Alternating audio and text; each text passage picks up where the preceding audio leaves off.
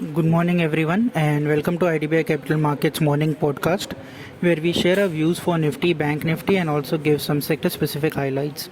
What we saw yesterday is again, Nifty trying to show some strength and go beyond 16,600 levels, but at the higher levels, it did see some selling pressure or profit booking, whatever you may say. But overall, it did breach 16,400 on closing basis also, though by not much, but still it has breached 16,400, and it has closed the up gap which we created and did see some strong rally after that.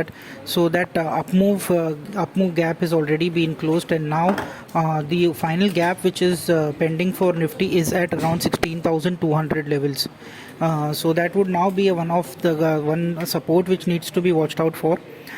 For Bank Nifty, if we see, then Bank Nifty shows even a little bit more of a negative structure, where if it breaches yesterday's low, which is at around 34,800, then the correction can be deeper to 34,000 levels also.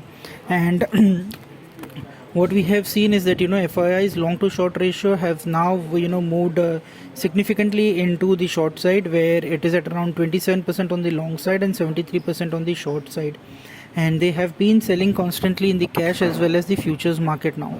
The only heartening factor currently is that VIX index has still been managed to stay below 20, but if that also spikes up, then we may see that the falls can become a little bit more sharper. PCROI has come down to 0.72, but mainly that is because of the expiry weekly settlement which we have today, and where we have been seeing a lot of call writings from 16,400 to 16,800 levels, with each strike adding around 2.5 to 3 million shares each. So that has kept the put call ratio on a lower end. So tomorrow it would be seeing it may see a possible sharp spike in the PCROI also.